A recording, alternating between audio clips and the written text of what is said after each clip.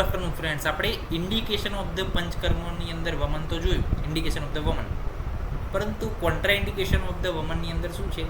એ contra indication તો તમારે કહેવાનું જ છે, સાથે સાથે કેમ નથી કરવાનું એ કારણ આપણને ખબર હોવી જોઈએ. કારણ કે આપણે શું પેશન્ટ સાથે કોમ્યુનિકેટ કરવાનું છે. આપણે કોઈને કહીએ કે તમને વમન યોગ્ય નથી, તો પેશન્ટ તરત બીજો સવાલ પૂછશે કે કેમ ભાઈ મારે વમન કરાવવું છે, તમે મને કેમ ના પાડો છો? તો આપણે શું આપવું પડે એને કારણ. તો કારણ શું છે? કારણ આપણે પહેલાં જાણવું પડે. તો ક્ષત વ્યક્તિઓની અંદર વમન કરવાનું નહીં. કેમ? તો કે ક્ષણનાત રક્ત અતિ પ્રવૃત્તિ. ક્ષત વ્યક્તિ છે એની અંદર તમે વમન કરશો તો વધારે હેમરેજ, વધારે રક્તની પ્રવૃત્તિ થઈ શકે છે. ત્યારબાદ આવે છે ક્ષીણ, એટલે કે જે લીન થઈ ગયો છે. અતિ સ્થૂલ છે, જે જાડો છે, જે બહુ પતલો છે, જે બાળક છે, જે વૃદ્ધ છે અને જે દુર્બલ છે, એની અંદર પણ વમન કરવાનું નથી. કેમ? તો કે ઔષધ બલ અસહત્વાત પ્રાણ ઉપર ઉધમ, એટલે કે જે આ બધી કન્ડિશન છે એની અંદર જે છે ઔષધનું જે બળ છે શું થઈ જાય? વધી જાય. એટલે માણસ સહન કરી શકે નહીં. એ ઔષધિનો ડોઝ શું થઈ જાય? હારી થઈ જાય. તો માણસ જે છે એ ઔષધને સહન કરી શકે નહીં અને એના કારણે શું થાય? પ્રાણનો ઉપરોધ થાય, એટલે કે પ્રાણનો વિરોધ થાય. જે લાઈફ છે એનો વિરોધ થાય એટલે મૃત્યુ પણ થઈ શકે છે. તો આ કન્ડિશનની અંદર વમન કરાય નહીં. ક્ષીણ છે, અતિસ્થૂલ, પુરુષ, બાલ અને વૃદ્ધ અને દુર્બલ. નેક્સ્ટ છે કે શ્રાંત, પિપાસિત અને ક્ષુધિત. શ્રાંત એટલે કે થાકેલો, પિપાસિત એટલે કે જેને વધારે તરસ લાગી છે એ, અને ક્ષુધિત એટલે કે જેને વધારે ભૂખ લાગી છે એ વ્યક્તિની અંદર.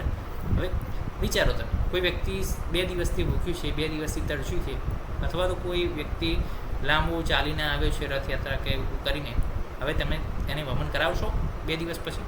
નહીં કરાવીએ. કેમ? કારણ કે આવી વ્યક્તિઓની અંદર જે છે એ દર્દીની અંદર શું છે? એક તો ડિહાઇડ્રેશનની કન્ડિશન છે.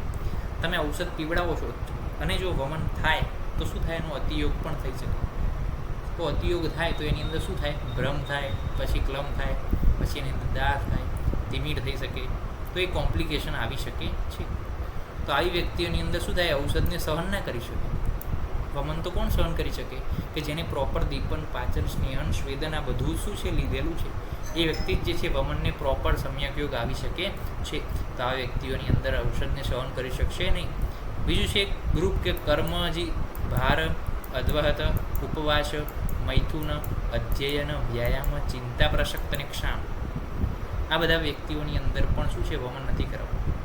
કેમ?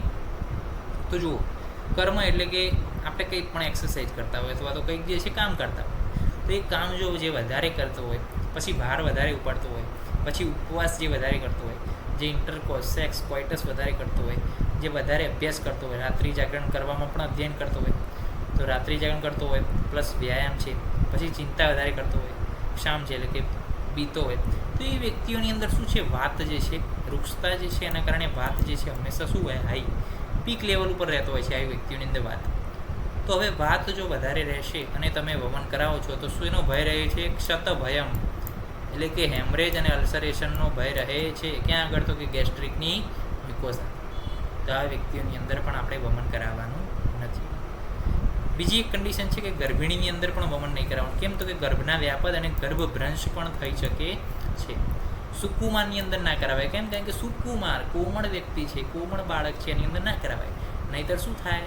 હૃદય અપકર્ષણ, એટલે કે છાતીની અંદર પીડા થાય, અને ઉર્ધ્વ અધવા રુધિર અતિ પ્રવૃત્તિ, એટલે કે હેમરેજ થાય, અને જે ઉપરના અને નીચેના જે છે માર્ગ દ્વારા પણ નીકળી શકે છે. તો સુકુમારની અંદર તો ના જ કરાય વમન. પછી કે છે સમૃદ્ધ કોષ્ઠ છે જેનો, એટલે કે જેનો કોષ્ઠ જે છે શું છે? સમૃદ્ધ અને વિવૃત, 2 પ્રકારના કોષ્ઠ. સમૃદ્ધ એટલે કે શું? સાંકડો. વિવૃત એટલે શું? પહોળો. તો જેનો સમૃદ્ધ કોષ્ઠ છે, જેની જઠરાગ્નિ મંદ છે, એવી વ્યક્તિની અંદર શું થાય? વમન કરાવો તો દોષોનો ઉત્ક્લેશ થાય. વિસર્પ, સ્તંભ, જાડ્ય, વૈચિત્ય અને મારણ પણ જોવા મળે છે. ત્યારબાદ વાત કરીએ દુઃસર્જિતની. તો દુઃસર્જિતની અંદર પણ વમન કરાવાય નહીં. કેમ? તો કે જો કે જેની અંદર પ્રોપર વોમિટિંગ થતું નથી. દુઃસર્જિત છે કે જેની અંદર ગમે તેવી ઔષધ આપો છો છતાં પણ પ્રોપર વોમિટિંગ થતું નથી. હવે એ વ્યક્તિને તમે શું કરો છો? વમનની ઔષધ આપો છો. વમનની ઔષધ આપી દીધી, દોષો પ્રકોપિત થઈ ગયા, સ્નેહન સ્વેદન થયું એટલે દોષો તો કોષમાં આવીને ભરાઈ ગયા, કોષમાં આવીને પેક થઈ ગયા, કોષ થઈ ગયો ફૂલ. તો હવે તમે વમનની ડ્રગ આપી દીધી તો શું થશે? કુપિત દોષ પ્રકોપિત તો થઈ ગયા અને એ જીઆઈ ટ્રેકમાં પણ આવી ગયા, પરંતુ દુઃસર્જિત એટલે કે એ વ્યક્તિને વોમિટિંગ થતી નથી પ્રોપર. તો શું થશે, અંદર ને અંદર એ પડ્યું રહેશે બધા દોષો, પ્રકોપિત થયેલા, લિક્વિફાઈડ થયેલા, અને ત્યાં આગળ ઇન્ફેક્શન કરશે, ભ્રમ કરશે, માણસને મૂર્છા કરશે, મૃત્યુ કરશે, ડલનેસ, એટલે કે માણસ શું કરે અને શું નહીં એનું રજગુણ જે છે એની અંદર વધી જાય છે. તો દુષ્ચર્દી એટલે કે જેને પ્રોપર વોમિટિંગ થતી નથી એને પણ આપણે વમન અપાય નહીં. ઉર્ધ્વ રક્તપિત્તની અંદર પણ ના અપાય. કેમ? તો કે ઉર્ધ્વ રક્તપિત્તની અંદર ચિકિત્સા શું છે? નીચેની તરફની ચિકિત્સા છે, જ્યારે અધો રક્તપિત્તની અંદર વમન ચિકિત્સા છે.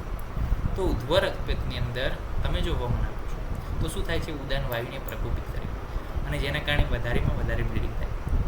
ઉડતાણીય ઉર્ધ્વ રક્તપિત્તમાં શું છે, ઉપરથી જે નાસા માર્ગ છે અથવા તો મુખનો માર્ગ છે ત્યાંથી રક્ત નીકળતું છે અને તમે એમાં પાછું વમન આપી દો છો, ચલો ઓવર ડબલ, તો શું થશે, બ્લીડિંગ જે છે, રક્ત તો આવશે જ, સાથે સાથે વધારે રક્ત આવશે. કારણ કે તમે જે વમન ડ્રગ છે એ રક્તપિત્તની જે એક્શન છે ઉપરની તરફ જવાની બધી બ્લીડિંગ એને વધારે દેશે. જે ઉદાન વાયુ છે એને પ્રકોપિત કરશે, ઉદાન વાયુ મૂવમેન્ટ ક્યાં કરશે, ઉપરની તરફ. એ તો હતું જ નોર્મલ ઉર્ધ્વ રક્તપિત્તની અંદર. સાથે સાથે વમનની જે વાયુને આકાશમાં આપવું છે એ પણ ઇન્વોલ્વ થઈ જશે આ રક્તને બહાર નીકળવામાં. તો એ રક્ત ક્યાં આવશે, સીધું બહાર આવશે, એટલે વધારે પ્રમાણમાં બ્લીડિંગ થશે. પછી કે છે પ્રસક્ત શરદી, એની અંદર પણ આ જ છે કે જેને વધારે વોમિટિંગ થતી હોય તમે વમન આપો તો ઓવર વોમિટિંગ થશે અને બ્લીડિંગના ચાન્સ પણ રહેશે.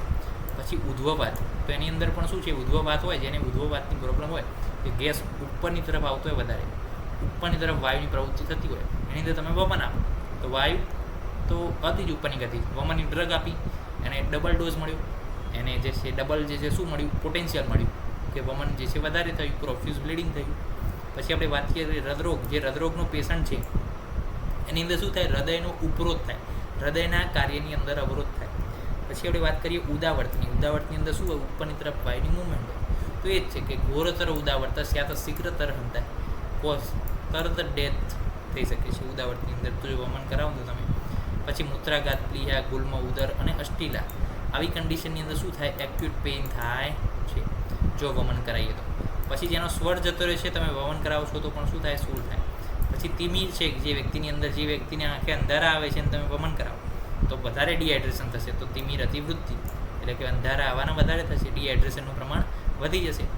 પછી જેને શિરાશૂલનો પ્રોબ્લેમ છે, જેને વાત જ વિકારોનો પ્રોબ્લેમ છે, ચલો જનરલાઇઝ વાત કરી લઈએ તો એની અંદર પણ શૂળ જે છે, જે વાત જ વિકારોના જે વાત જ સિમ્ટમ્સ જે છે એની અંદર એમના અંદર જે હોય એ જે છે વધી જાય. તો આ થઈ ગયા કોન્ટ્રા ઇન્ડિકેશન ઓફ ધ વમન, એના કારણો.